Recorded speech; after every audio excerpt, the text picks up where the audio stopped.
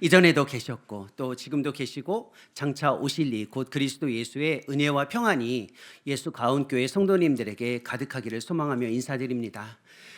우리가 믿는 신앙은 그리스도와의 관계를 신실하게 구축하는 과정과 방식이라고 말할 수 있습니다. 그리스도와의 관계를 신실하게 구축해 나갈 때의 가장 중요한 출발점은 우리에게 먼저 다가오시는 그리스도라는 것입니다. 그리스도께서는 끊임없이 의지를 다해 우리 가운데 다가오시고 그 관계의 구축을 위해 우리가 할 수 있는 일이 있다면 다가오시는 그리스도 앞에 조금 더 분별력 있게 반응하는 것입니다.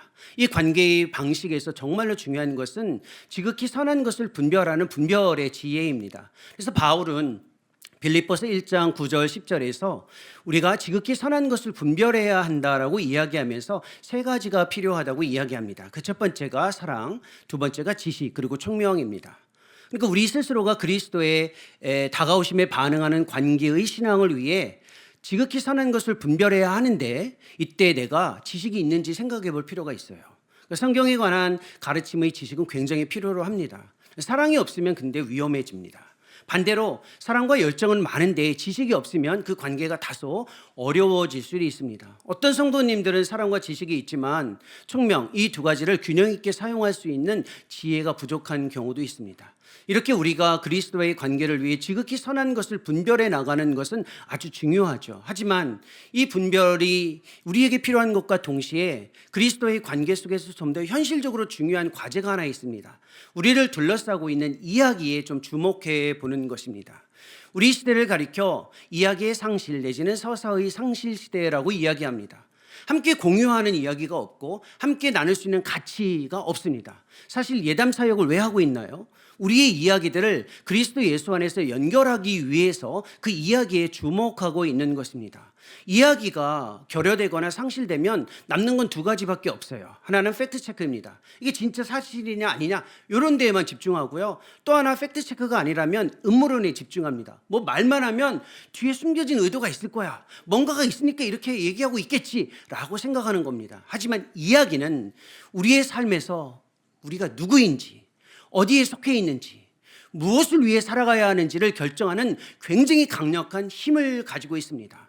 우리 시대는 이 이야기를 통해 우리의 삶을 지배하거나 영향을 미치기 위해 굉장히 주도적이고 전략적으로 다가옵니다. 그 대표적인 것이 여러분이 지금 사용하고 있는 스마트폰 안에 대부분의 젊은 분들이 사용하고 있는 인스타그램입니다. 인스타그램에 보면은 내가 누구인지, 내가 어디에 속해 있는지, 무엇을 위해서 살아가야 하는지에 대해서 마이 스토리라는 방식을 통해서 제시합니다. 이야기예요. 마이 스토리. 이야기에 주목하고 있다는 겁니다. 이거 굉장히 주도적이고 의도적인 거라는 겁니다.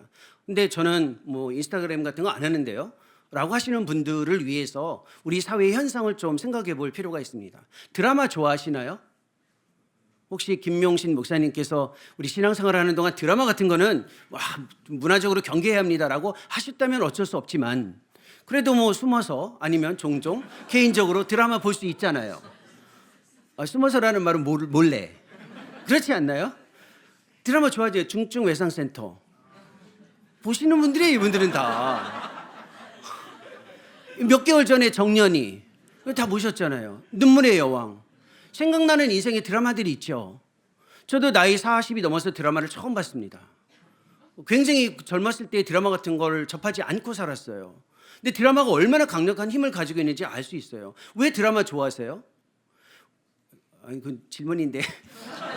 드라마를 좋아하는 이유가 있어요. 그 이야기에 내가 참여하는 겁니다. 등장인물의 삶의 모습을 통해서 내가 비추어지는 거예요.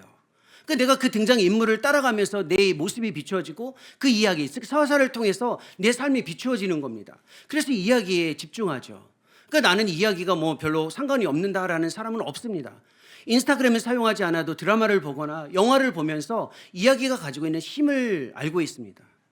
그런데 이 어떤 이야기보다 우리의 삶에 다가오는 아주 강력한 확실한 이야기, 그것이 성경의 이야기입니다. 하나님의 이야기인데 하나님의 이야기는 굉장히 다양한 주제를 담고 있습니다. 오늘 우리가 읽은 창세기 2장의 말씀은 창조에 담겨져 있는 하나님의 이야기를 통해 하나님이 어떻게 우리 가운데에 하나님의 비전을 제시해 주며 우리는 그 이야기에 어떻게 참여함으로 인해서 하나님이 원하시는 사명을 신실하게 살아갈 수 있는지를 생각해 볼 수 있는 초청을 담고 있습니다. 그러니 이 창조에 담겨져 있는 이야기를 통해 하나님의 마음이, 하나님의 비전이 무엇인지를 생각하는 것이 굉장히 중요하겠죠. 창세기와 관련되어져 있는 가장 중요한 이 내용 전체가 사실은 말 그대로 창조와 연결되어져 있습니다. 하나님의 이야기의 출발은 구속이나 타락이 아니라 창조에 있다라는 겁니다. 하나님이 이 세상을 창조하셨고 창조하신 하나님은 지금도 여전히 우리 가운데에서 일하고 계십니다. 따라서 창조를 우리의 삶의 이야기로 받아들이는 순간 주목해야 할 것이 하나 있습니다. 하나님은 창조 후 끝내시고 완성하신 것이 아니라 창조를 시작으로 지금까지 여전히 그 창조 세계에서 일하고 계시다라는 겁니다. 그러니 우리에게 중요한 과제가 있다면 일하시는 하나님을 정확하게 바라보고 따라가는 겁니다. 만약에 일하시는 하나님이 그 일에 우리가 참여하지 않는다면 내가 중요하게 생각하는 일, 내가 시급하다고 생각하는 일, 나에게 필요하다고 하는 일만 집중하고 그 일을 위해 하나님을 초청하기 때문에 그렇습니다. 우리의 과제는 이미 우리 가운데에서 우리의 삶을 책임지시고 우리의 삶의 주인이시며 역사하시는 그 일하시는 하나님에게 주목하는 것이 이 창조의 비전 안에 담겨져 있는 하나님의 역사에 참여하는 방식입니다. 하나님은 일하고 계시죠. 이것을 명확하게 깨닫는 게 얼마나 중요한지 그리스도의 사역을 통해서 저희는 이해할 수 있습니다. 예수님께서도 요한복음 11장에 보면 나사로라는 굉장히 사랑하는 제자가 있는데 성경 안 나옵니다. 그냥 들으시면 됩니다. 나사로라는 사람이 있는데 이 나사로가 병들어 죽게 됐어요. 그래서 마리아와 마르다라는 이 이제 자매들이 오라버니가 죽게 되었으니까 예수님에게 사람을 보냈습니다. 와서 좀 고쳐달라고, 도와달라고. 예수님은 능력이 있으시니까 하실 수 있다고. 특히 사랑하시는 제자니까. 이 예수님이 요한복음 11장을 읽어보신 분은 알겠는데 기억하실 겁니다. 예수님이 그 소리를 딱 듣고 이틀이나 그 자리에 있었고요. 돌아가셨어요. 이게 말이 되는 상황인지 한번 생각해 보셔야 돼요. 예수님이 바로 안 가셨어요. 집사님이신가요? 죄송합니다. 집사님께 이렇게 대놓고 제가 질문을 하게 돼서. 집사님이 그런 상황이 주어지면 전혀 안 되는데 혹시 시급한, 위급한 상황이 가정적으로, 개인적으로 주어졌어요. 그러면 기도하면서 하나님을 찾고 동시에 하는 일이 있어요. 김용신 목사님께 전화를 하는 겁니다. 목사님, 저희가 지금 이런 시급한 그러면 안 되는데 예를 드는 겁니다. 예를 들어서 이 시급한 상황이 주어졌습니다. 목사님은 어떻게 하죠? 하면 목사님이 어떻게 하실 것 같으세요? 바로 오시죠. 진짜 정말 제가 이런 분을 만났다는 게 감사해요.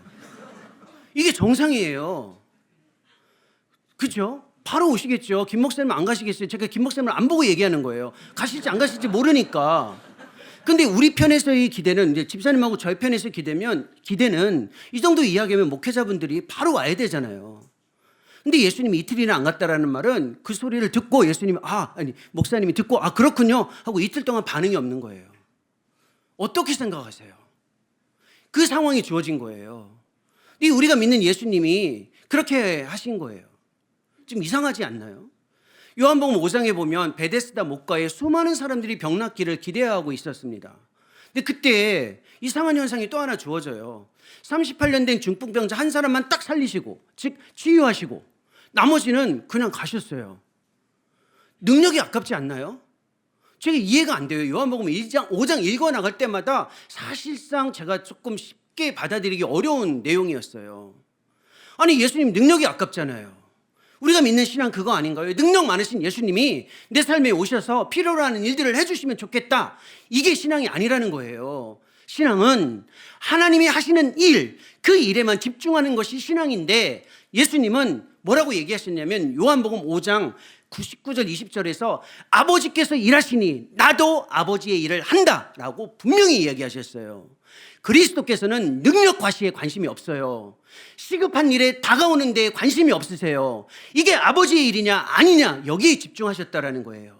우리가 창조신앙 안에서 하나님 안에서 우리의 삶이 의미를 가지려면 나에게 중요한 일이 무엇이냐, 나에게 시급한 일이 무엇이냐도 중요한데 그것보다 더 우선은 아버지께서 하시는 그 일에 집중을 하고 있어야 내 삶에 내 관점에서 내가 볼 때의 중요한 일이 다시 보여지기 시작하고 하나님이 원하시는 일에 참여할 수 있다는 겁니다. 그럼 어떻게 아버지께서 하시는 일에 참여할 수 있을까요? 이 본문에 암시적으로 제시하고 있습니다. 창세기 2장은 몇 절부터 시작하죠? 1절부터예요. 제가 너무 당혹스러운 질문을 드려서 죄송한데 그래도 답변을 저렇게 명확하게 해주시는 성도님께는 정말 이게 설교 시간이 아니라면 어떻게 상이라도 하나 드리고 싶은 마음인데 그건 목사님께서 해주시겠죠. 1절부터 시작해요. 중요한 내용이에요. 1절부터 시작한다는 게. 1절부터 쭉 진행되다가 지금 읽은 18절까지 온 거거든요. 이 2장 1절, 2절, 3절에 보면 하나님이 창조의 과정으로서의 안식을 이야기하고 있어요. 창조하신 다음에 끝이고 안식이 들어오는 게 아니라 창조의 연속으로 안식을 이야기하고 있어요. 아담은 그걸 본 거예요. 하나님이 어떤 일을 행하고 계시며 창조 세계에 대해서 어떻게 다가오시는지를 함께 참여했어요. 정말 하나님이 하시는 일에 집중하시려면 내게 무엇이 지금 시급한가가 아니라 하나님이 나에게 무슨 일을 하고 계시는지를 볼 수 있는 응시의 노력이 필요해요. 이걸 안식이라고 이야기합니다. 안식은 일로부터 쉬는 게 안식이 아니에요. 표면적으로는 일로부터 중단하는 것처럼 보여지는 게 안식인데 안식의 성경적 가르침은 멈추어 서서 하나님이 내 삶의 자리에서 하시는 일을 응시 바라보는 것을 안식이라고 이야기합니다. 이 안식을 한 아담에게 하나님께서 하나님의 일하심을 명확하게 보여주시면서 창조에 담겨져 있는 하나님의 사명이 무엇인지, 즉 비전이 무엇인지를 이야기하고 우리를 초청하는 겁니다. 창조에 담겨져 있는 이 안식을 통과한 아담에게 주어져 있는 하나님의 비전이 2장 18절에 주어진 겁니다. 이걸 우리가 함께 일어서서 같이 읽었는데 순서상 이 부분을 김 목사님이 읽으셨어요. 그래서 이번에는 우리가 다 같이 한번 2장 18절을 같이 읽어보도록 하겠습니다. 2장 18절입니다. 본인의 성경 보시면 돼요. 혹시 나오나요 여기에? 나와요? 안 나오죠? 안 나와요. 본인 성경 보세요. 괜찮습니다. 너무 기대하지 마시고요. 2장 18절 같이 한번 읽겠습니다.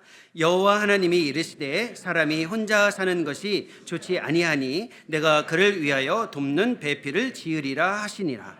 여기에 보면 하나님의 마음, 하나님의 일하심에 하나님의 의도가 표현되어져 있습니다. 하나님은 진리의 하나님이시고 선의 하나님이시고 아름다움의 하나님이세요.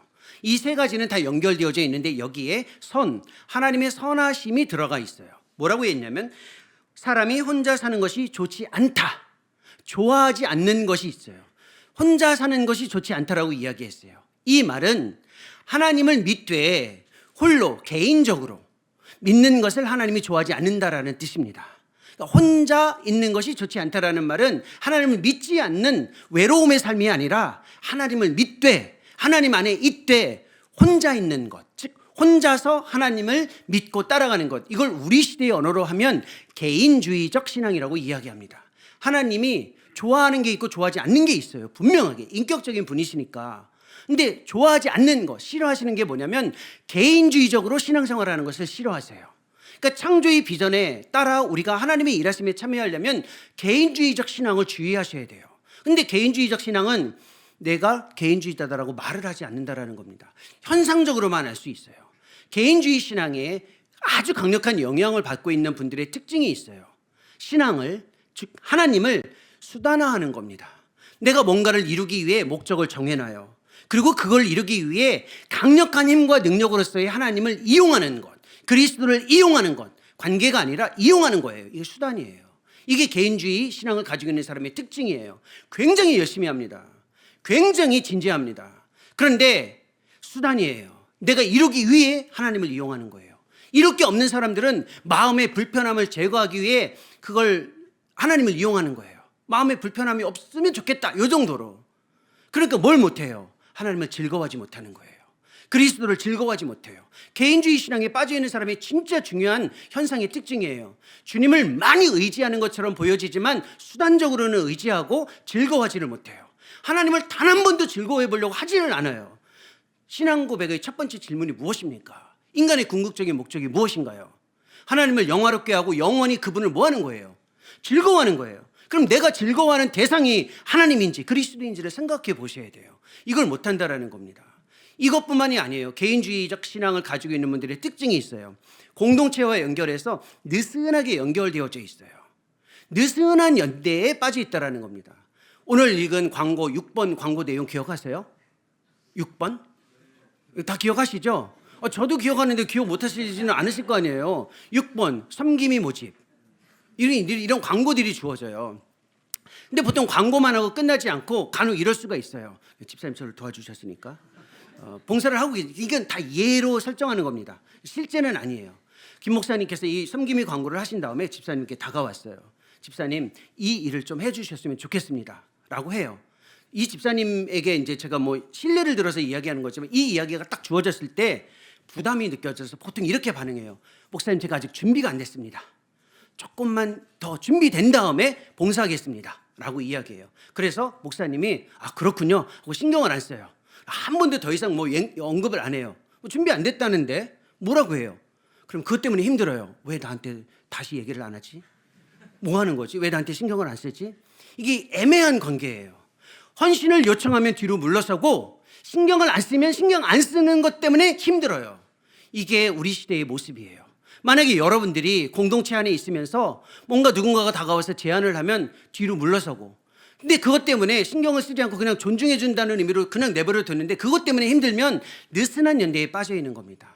이게 우리 시대의 개인주의, 홀로 있는 모습이고 하나님이 싫어하는 거예요. 이렇게 수단화하거나 느슨한 연대뿐만 아니라 더 강력하게 우리를 지배하고 있는 개인주의 신앙의 모습이 있어요. 그게 뭐냐면 예수님을 필요할 때만 내가 원하는 영역에서만 찾는 거예요. 이걸 세속주의 신앙이라고 이야기합니다. 예수님 잘 믿어요. 착해요. 엄청 성실해요. 천국을 위해 정말 헌신적이에요. 그런데 하나님이 자기에게 다가와서 요청하는 것을 부담스러워해요. 또 동일하게 이렇게도 이야기합니다. 하나님, 저도 하나님 부담스럽게 안 할 테니까 그냥 계시면 됩니다. 다만 제가 필요할 때 오셔서 통화만 주시면 돼요. 이런 신앙을 가지고 있는 분들이 있어요. 이러한 신앙을 가리켜 지니 신앙이라고 이야기합니다. 지니 들어보셨죠? 지니를 들어봤는데 그 혹시 지니에 알라딘 요실램프의 지니가 생각나시는 분? 손 드지 마세요. 그런 분은 저와 같은 세대입니다. 근데 지니 딱 얘기하는 순간 KT 인터넷에 인공지능 지니가 생각났다. 그러면 우리는 SKT U+를 쓰기 때문에 몰라요 라고 하시지 마시고 젊은 세대예요. 공통점이 있어요. 알라딘의 지니든 인공지능 지니든 공통점이 있어요. 그 공통점이 뭐냐면 부르면 답변하고 부르지 않았는데 답변하면 혼난다는 거예요. 그렇지 않나요? 우리가 하나님을 어떻게 대하냐면 개인주의 신앙에 아주 깊이 영향을 받은 사람은 열심히 하나님을 믿는데 하나님이 다가올 때는 내가 부를 때만 와야 돼요. 부르지 않는데 오면 싫어요. 대신에 하나님도 힘들게 안 해드린다는 생각을 가지고 있어요. 이게 우리 시대의 도덕적 치유적 이신론입니다. 이 언어는 기억할 필요가 없지만 이 내용은 우리가 인정하고 있어야 돼요. 혹시 만약에 하나님을 특정한 영역에서 내가 원하는 자리에서만 경험하려고 집중하고 있다면 개인주의 신앙이 자기를 지배하고 있는 거예요. 문제는 믿음이 없는 게 아니라 하나님이 좋아하지 않는다는 거예요. 하나님은 선하신 분이고 좋아하는 것과 좋아하지 않는 것에 대한 인격적인 의지를 우리에게 보여주셨어요. 그러니까 우리의 관심은 하나님이 선하시게 생각하는 그 일에 참여해야 하기 때문에 이 문제를 생각하는 겁니다. 개인적으로 예수님 믿는 게 뭐가 문제예요? 거기에 하나님이 좋아하지 않는 것이 담겨져 있기 때문에 그렇습니다. 그럼 반대로 생각해야죠. 이 문장을 하나님이 좋아하지 않는 게 홀로 있는 거예요. 그러면 좋아하는 건 뭐예요? 같이 있는 거예요. 같이 있는 거예요. 함께 하는 것을 하나님이 좋아하세요. 하나님의 가장 최고의 관심은 함께 하는 것입니다. 함께 하는 삶의 방식과 관계에 하나님이 원하시는 선함이 들어가 있고 하나님이 원하는 비전이 들어가 있어요. 우리 시대에 이것이 왜 중요하냐면 창세기 1장에서 이미 말씀하셨던 하나님의 형상과 연결되어져 있습니다. 하나님은 삼위 하나님으로 계시잖아요. 성부, 성자, 성령 하나님이 우리의 형상과 모양을 따라 사람을 만들자라고 이야기했어요. 그럼 우리의 삶의 모습에서 하나님의 형상을 구축해야 돼요. 그게 하나님의 선하심이에요. 혼자서는 하나님의 형상을 만들 수 없다라는 겁니다. 나 혼자서 하나님의 형상이 될 수 있다라는 생각을 갖는 순간 신앙 자체가 무너져요. 그게 창조의 신앙이라는 겁니다. 성부, 성자, 성령 하나님이 관계적이고 공동체적으로 계세요. 서로를 즐거워하고 기뻐하세요. 여기에서 우리가 진짜 배울 수 있는 게 무엇입니까? 모든 사람이 예외 없이 하나님의 형상이라는 거예요. 나뿐만 아니라 내 옆에 있는 모두가 하나님의 형상이라는 걸 인정하는 거예요. 동시에 그 사람이 없으면 나는 하나님의 형상이 될 수 없다, 이걸 인정하는 거예요. 그래서 신앙의 관계성, 공동체성이 중요한 겁니다. 창조는 한 개인의 목적과 성취를 위한 비전을 이야기하는 게 아니고 공동체 전체에 하나님의 형상을 어떻게 드러내는지에 관심이 있어요. 지난 60년 동안 전 세계, 미국과 유럽 그리고 한국을 비롯해서 모든 교육과 신앙의 가치는 성취에 집중했습니다. 목적을 정해놓고 그것을 이루기 위해 신앙이 가지고 있는 힘을 경험했습니다. 그래서 우리의 다음 세대, 아까 기도해 주신 집사님의 기도처럼 다음 세대의 마음을 우리는 가지고 있잖아요. 아이들이 능력 있고 실력 있는 아이들이 됐으면 좋겠다가 우리의 마음이에요. 하지만 하나님이 원하시는 건 그게 아니라 관계 방식의 능력을 가지고 있는 사람을 더 원하세요. 그래서 우리에게 필요한 건 공감이에요. 다른 사람들의 이야기에 들어갈 수 있는 거예요. 그 이야기를 듣고 함께 해주는 거예요. 왜? 그리스도께서 우리에게 보여주셨잖아요. 다가오셔서 상관없는 우리의 이야기 속에 들어오셔서 관계의 방식이 어떤 힘을 가지고 있는지 우리에게 이미 보여주셨어요. 그러니까 우리가 받아들여야 할 창조의 가장 중요한 과제는 우리의 주변에 있는 사람들을 향해 하나님이 원하시는 하나님의 형상을 함께 이루어가기 위해 관계의 방식에 집중하는 겁니다. 이걸 위해 이 본문에서 직접 하나님께서 우리에게 주신 사명이 있어요. 그것이 본문 안에 다 담겨져 있습니다. 본문을 다시 한번 볼까요? 2장 19절에 이런 표현이 있습니다. 즉 관계의 방식 안에서 창조의 비전에 담겨져 있는 사명에 요구되는 구체적인 내용입니다. 2장 19절 후반부에 이런 표현이 있습니다. 그에게로 이끌어 가시니 아담이 각 생물을 부르는 것이 곧 그 이름이 되었더라. 이름을 불렀다. 그리고 이름이 되었다라고 되어 있습니다. 20절은 같이 한번 읽어볼까요? 20절입니다. 같이 읽겠습니다. 아담이 모든 가축과 공중의 새와 들의 모든 짐승에게 이름을 주니라. 아담이 돕는 배필이 없으므로 이름을 주었다라고 되어 있습니다. 네이밍, 즉 이름을 부여했다라는 뜻입니다. 그리고 23절 후반부에 이런 표현이 있습니다. 이것을 남자에게서 취하였은즉 여자라 부르리라 되어 있습니다. 이름을 부르는 겁니다. 하나님이 우리에게 하나님의 그 풍요로운 하나님의 선하심에 참여하기 위해 우리에게 요구하신 그 창조의 사명이 바로 이름을 부르는 겁니다. 이 이름을 부르는 것이 무엇인지를 알아야죠. 지시 대상, 이거는 컵이다, 이거는 의자다, 이렇게 지시의 대상이 주어지는 그 명명을 하라는 뜻은 아니에요. 나와의 관계를 따지라는 뜻도 아니에요. 나랑 친하냐 친하지 않느냐, 상관이 있느냐 없느냐, 이걸 따지라는 게 아니에요. 이름을 부르라라는 것은 그 대상을 하나님의 관점으로 보고 그 안에 숨겨져 있는, 담겨져 있는, 그 안에 부여되어진 하나님의 가치를 인정하는 것, 이게 이름을 부여하는 거예요. 모두에게 예외 없이 하나님이 하나님의 가치를 부여해놨어요. 그것을 인정하라라는 겁니다. 그러니 이름을 부여하는 것은 생각보다 의도적으로 참여해야 할 과제이죠. 우리를 이름을 부르기 위해 먼저 우리에게 은혜를 주셨어요. 보이는 대로 우리를 바라보지 않으시고 있는 모습 그대로 인정해 주셨죠. 이름을 부르라는 말은 옆에 있는 모든 사람들을 있는 모습 그대로 인정하는 거예요. 있는 모습 그대로. 그게 세례의 경험이죠. 있는 모습 그대로 우리를 받아주신 거예요. 그걸 이름을 부르는 것은 주변에 있는 사람들을 한 사람 한 사람 있는 모습 그대로 인정하는 거예요. 굉장히 어렵습니다. 왜? 괜찮아야 인정받을 수 있다라는 가치가 우리를 지배하고 있으면 괜찮지 못한 사람은 괜찮지 못한 거예요. 보여지는 대로 판단하기 때문에 그렇습니다. 또 뭔가 조금 힘든 상황이 주어지면 어떻게 바라보냐면 저건 죄의 대가다, 저건 하나님의 심판이다 라는 생각으로 사람을 보고 그렇게 규정해요. 자신에게도 그러고 타인에게도 그렇습니다. 이걸 너무 서둘러서 하지 말라라는 거예요. 있는 모습 그대로 인정하는 것, 그것이 굉장히 중요한 출발입니다. 이걸 위해서 현실적으로 주어지는 중요한 과제가 있어요. 사람에게 이름을 부여할 때는, 즉 하나님의 가치를 인정할 때는 하나의 카테고리로 가두면 안 되는 겁니다. 하나님은 여호와, 전인격적으로 우리에게 다가오셨어요. 다양한 모습으로 비추어 주셨어요. 우리가 누군가에게 그 가치를 인정해 준다는 것은 그 대상을 하나의 카테고리로 단정하지 않는 겁니다. 자녀가 있으시죠? 자녀가 없으신 분들은 있으실 거예요. 우리 모두는 자녀를 볼 때 이걸 굉장히 실수를 많이 합니다. 이렇게 봐요. 착하네. 우리 애들이 있는데 얘는 특별히 착해요. 좋은 의미예요. 착하다라는 말로 아이를 딱 규정하면 그때부터 그 아이가 착하지 않을 때 힘들어요. 그렇지 않나요? 착한 게 문제가 아니라 착하다라는 하나로만 내 아이를 보기 시작하면 착하지 않은 모습이 조금이라도 나오면 야, 너 왜 그래? 너 착한 애였잖아. 이렇게 해요. 공부를 잘하는 애들 갑자기 성적이 조금 떨어져요. 너 공부 잘했잖아. 왜 이래? 왜? 하나의 모습으로만 대상을 봐왔기 때문에 그렇습니다. 남편과 아내도 마찬가지예요. 나 사랑했잖아. 지금 왜 이래? 이거 다 하나의 관점으로만 봤으니까 뭔가 다른 모습이 보여지면 힘든 거예요. 그러니까 네이밍한다라는 말, 즉 이름을 부여한다라는 말은 대상을 다면적으로 인정하고 바라라는 거예요. 이 사람의 이런 모습도 있고 저런 모습도 있을 수 있다. 이걸 인정하라는 거예요. 이걸 현실적으로 이렇게 인정하려면 중요한 실천이 하나 있는데 그게 뭐냐면 대상을 과정으로 보는 겁니다.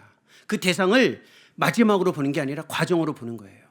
우리의 자녀를 볼 때 이게 지금 끝이 아니에요. 이 아이가 5년, 10년 후에 어떤 사람으로 하나님에 의해서 변화될지 몰라요. 내가 지금 사랑하면서 대하고 있는 나의 아내, 나의 남편, 배우자도 마찬가지고 나의 부모님도 마찬가지예요. 나이가 들었으니까 내가 살 만큼 살아봤는데 내가 이 사람 견적이 끝났어. 이 사람 아무래도 안 돼. 이렇게 단정하지 말라라는 거예요. 과정으로 보라는 거예요. 과정으로. 지금의 모습이 끝이 아니에요.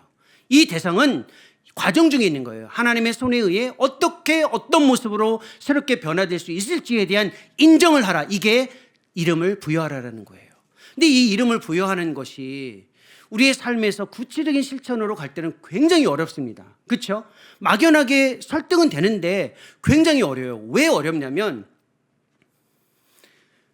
내가 좋아하는 사람만 있는 건 아니거든요. 그리고 좋아했지만 지금은 좋아하지 않게 보여지는 경우가 너무 많거든요. 그렇지 않나요? 사랑해서 결혼하셨잖아요. 이건 강하게 얘기하셔야 되는데 사랑해서 결혼했는데 지금 사랑하는 게 힘든 거 아닌가요? 지금도 안 힘드시군요. 지금도 괜찮으세요?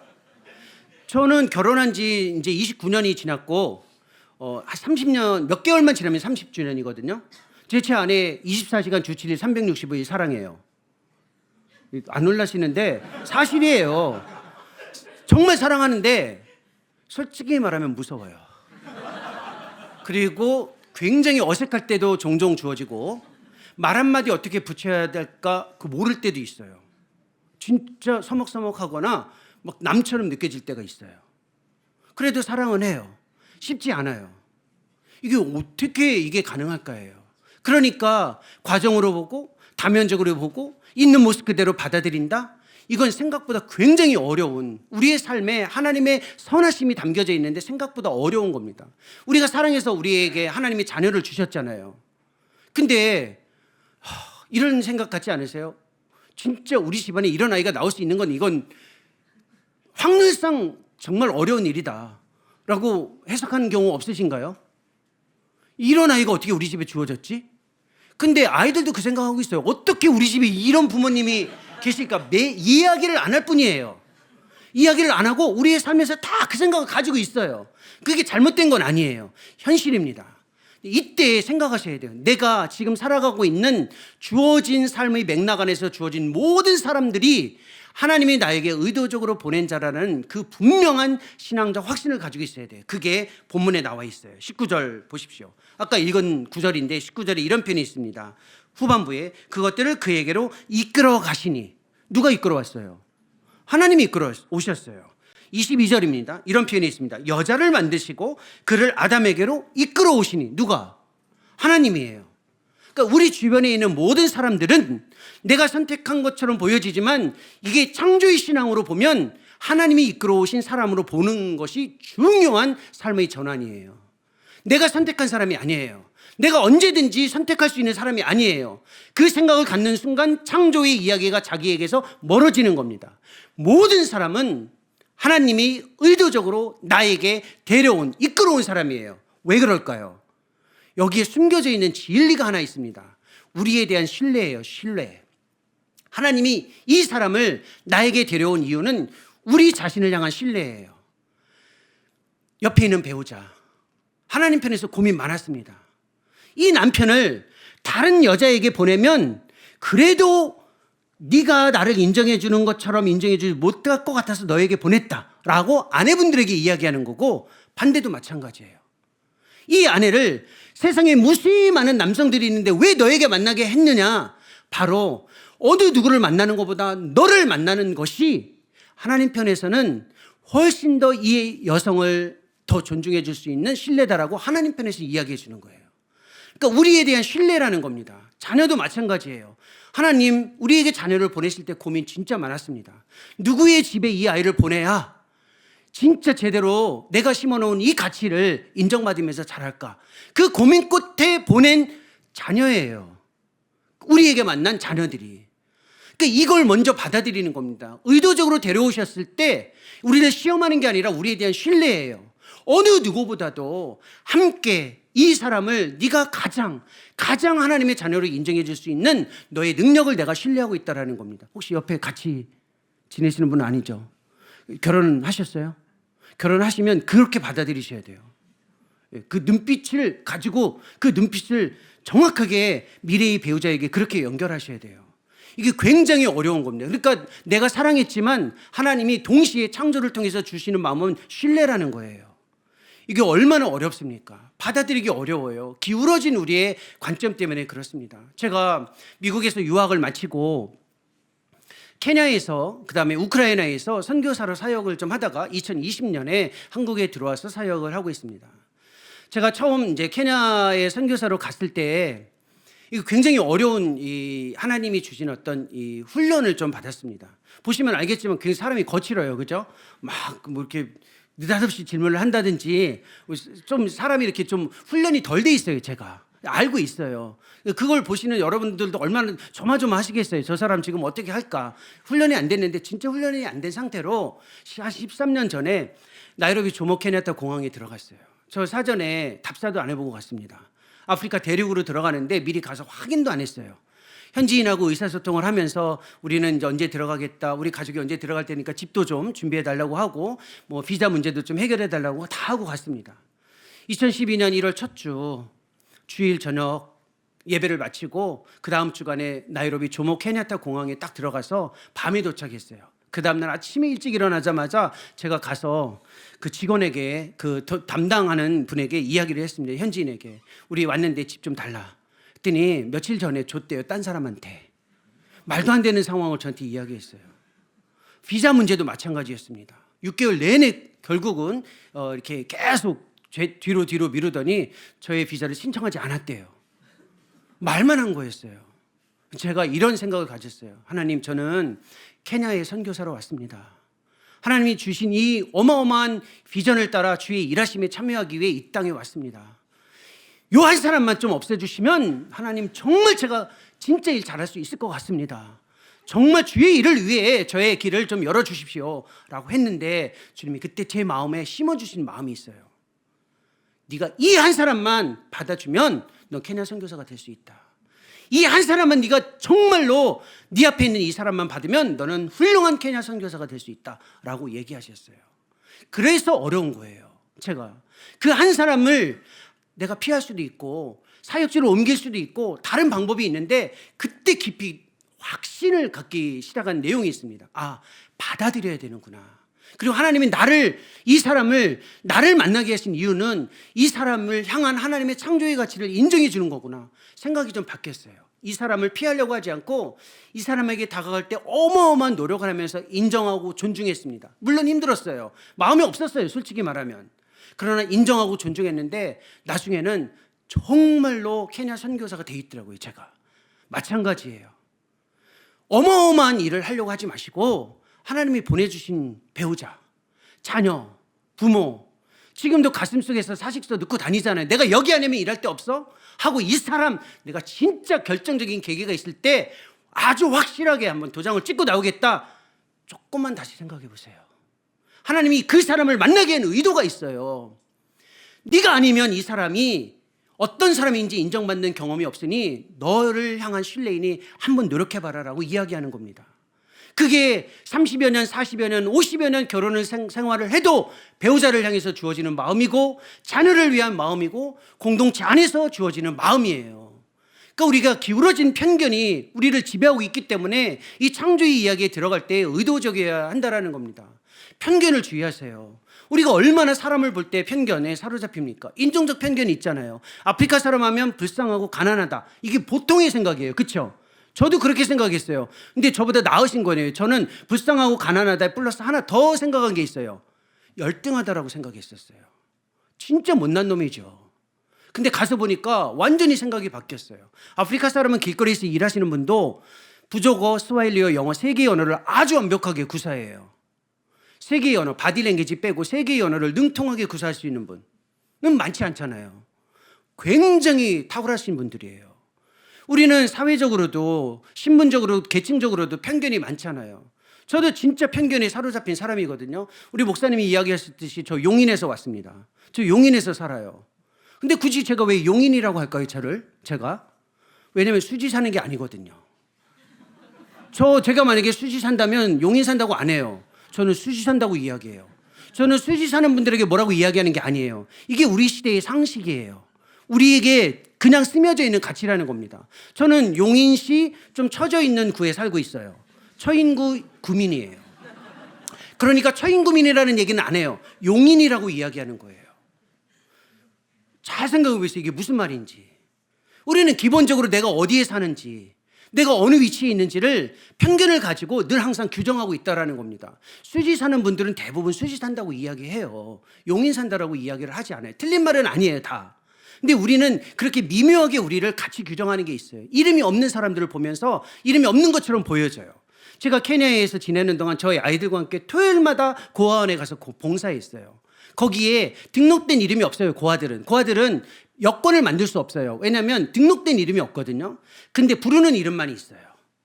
근데 제가 느낀 게 하나 있어요. 그 아이들을 보면서 눈빛에 하나님의 임재와 사랑이 담겨져 있어요. 누구도 기록된 이름으로 그를 부르지는 않지만 그 아이 한 사람 한 사람의 눈빛에 하나님의 가치가 숨겨져 있는 걸 저는 확신했다라는 거예요. 우리가 얼마나 기울어져 있습니까? 이 창조의 비전이 얼마나 중요합니까? 우리는 진짜 people like me, 나와 같은 사람만 좋아하고 인정해요. 근데 반대로 not like me, 나와 같지 않은 사람을 향해서는 분노, 적개, 대적, 완전히 무시, 이런 생각이 우리를 지배하고 있어요. 그리스도 안에서 사람을 볼 때에는, 즉 하나님 나라의 창조의 비전 안에서 사람을 볼 때에는 사람을 다면적으로 나와 조금 다르더라도 인정하고 존중하고 그리고 그 가치를 정말로 명명해 주는 것이 과제라는 겁니다. 따라서 예수 가운교회에 주어진 사명이 하나 있어요. 사람이 마음에 들지 않고 가정에서 직장에서 무엇인가 힘들 때 replace라는 말을 쓰지 마세요. 교체라는 말, 대체라는 말을 쓰지 마세요. 대체해야 된다라는 순간을 갖는 딱 그 순간 신앙에서 창조는 완전히 빠져버리는 겁니다. 하나님은 대체하시는 분이 아니에요. 보세요. 이 이후에 3장으로 가면 아담이 무너집니다. 하나님이 하신 일이 있어요. 인간 내가 잘못 만들었구나. 다시 시작하자. 새로 인간을 만들자 하지 않으셨어요. 망가진 그 인간을 통해서 회복으로 가신 거예요. 하나님의 마음을 보셔야 돼요. 하나님은 대체에 관심이 있지 않아요. 대체, 리플레이싱에 관심이 있지 않으세요. 바라보는 관점, 명명을 바꾸는 리네이밍에 관심이 있으신 거예요. 하나님은 우리에게 그걸 요구하시는 거예요. 지내다 보면 마음에 안 들죠. 그럼 떠나지 마세요. 지내다 보면 힘들죠. 바꾸지 마세요. 만약에 그랬으면 우리의 인생 어떻게 했습니까? 내가 제 아내를 사랑했는데 마음에 안 들어요. 더 나은 자매가 있겠지 찾아다니면 그게 뭡니까? 이야기하지 않아도 이 현상을 알 수 있잖아요. 우리는 여기에서 주님이 원하시는 이 가치를 배우셔야 돼요. 리플레이싱 하는 게 아니라 리네이밍 하는 겁니다. 그걸 예수님이 우리에게 가르쳐 주셨죠. 예수님이 하셨던 일이 뭔가요? 예수님이 늘 스캔들 안에 계셨어요. 사람들이랑 먹고 마셨는데 거기까지는 괜찮은데 같이 먹으면 안 될 것처럼 보여지는 사람들이랑 많이 먹었어요. 그리고 마셨어요. 그래서 제자들이 따라다니다가, 집사님 잘 아시는 내용이잖아요. 따라다니다가 용기를 냈어요. 집사님도 아마 생각해 보신 적이 있으실 거예요. 예수님 어떻게 이런 사람들이랑 같이 밥 먹고 다니지? 라고 하는 것처럼 제자들이 용기를 냈어요. 예수님, 이건 아닙니다. 이런 사람들이랑 같이 먹고 마시면 안 됩니다. 더러운 자, 부정한 자, 이런 자들과 함께하는 건 아닙니다. 라고 할 때 예수님이 뭐라고 하시냐면, 그렇구나, 내가 몰랐네. 너희들이랑 밥 먹어야 되는데 이런 사람들이랑 어울리다 보니 내가 정신이 없었구나 라고 하지 않으셨어요. 네 눈에는 부정한 자, 죄인으로 보이냐? 나에게는 형제이고 자매이다라고 이름을 바꿨어요. 이름을 바꿔줬다는 거예요. 그러니 정확하게 보셔야 돼요. 하나님이 내 앞에, 내 옆에 나에게 되어온 그들을 향해 이름을 바꾸는 훈련을 하는 거예요. 바울도 그 일을 했잖아요. 좀 전에 이야기했던 그 표현입니다. 바울이 에베소서에 보면 그리스도 안에서라는 표현을 엄청나게 많이 써요. 이게 의도적인 겁니다. 왜냐하면 에베소에 사는 사람들은 요한계시록에 보면 에베소가 어떤 도시냐면 부유한 도시였어요. 그러니까 거기 있는 사람들은 그 말 한마디가 좋은 거예요. 나는 에베소에 산다. 나는 에베소에 산다. 그래서 바울이 그걸 바꿔준 거예요. 너는 에베소에 있는 게 아니라 그리스도 안에 있는 거다라는 거예요. 그래서 아까 얘기했어요. 저는 용인에 살아도 괜찮아요. 그리스도 안에 있기 때문에. 그걸 주변에 있는 사람들에게 인정하는 거예요. 너 어디 사냐? 여기 구리인가요? 구리면 다른 지역에 비해서 어떤 이미지가 있나요? 그거에 신경 쓰지 말고 그리스도 안에 있다라는 것을 인정하라라는 거예요.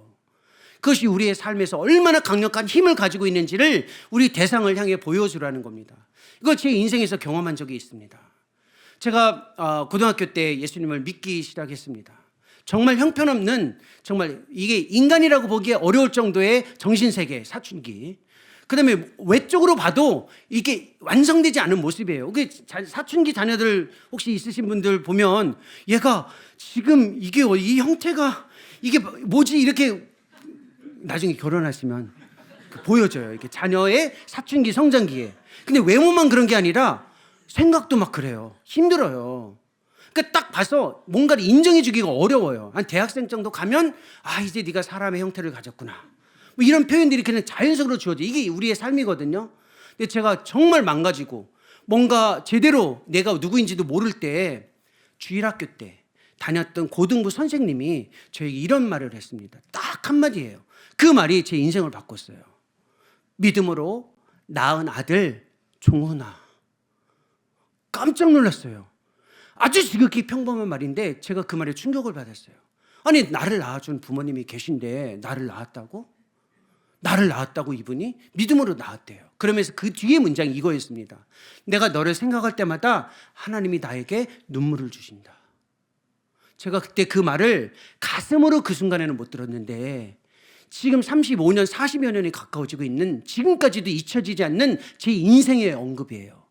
내가 그렇게 형편없이 방황하고 무엇을 위해 살아가야 될지 모르고 망가져 있고 어디로 가나 온전해지지 않은데 나를 믿음으로 낳은 아들이라고 이야기했고 나를 위해 기도할 때마다 눈물을 흘려 기도하신다라는 그 말이 내가 누구인지 어떻게 살아가야 하는지에 대한 힘을 얻게 하는 강력한 네이밍으로 저를 지배했습니다.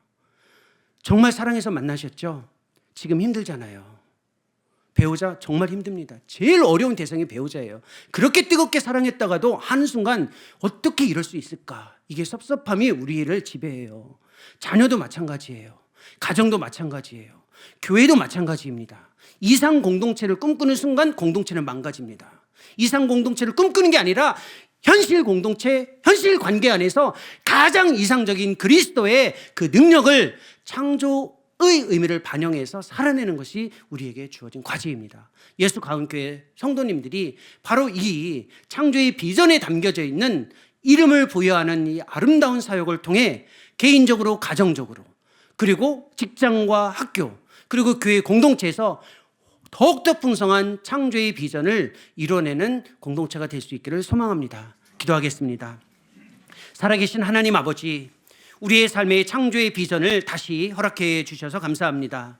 하나님의 일하심에 주목할 수 있도록 은혜를 베풀어 주시고 우리의 눈을 열어 우리 가운데 허락하신 모든 관계 속에 하나님이 부여해 주신 그 가치를 인정할 수 있는 온전한 신앙, 즉 창조의 능력을 삶으로 드러낼 수 있도록 은혜를 베풀어 주옵소서. 하나님이 데려오신 의도한 모든 자들을 향한 그 우리를 향한 신뢰를 확신하며 그들을 향해 대체하는 것이 아니라 이름을 새롭게 부를 수 있는 이 위대한 사역에 믿음으로 참여할 수 있도록 은혜를 더해 주옵소서. 예수님의 이름으로 기도합니다.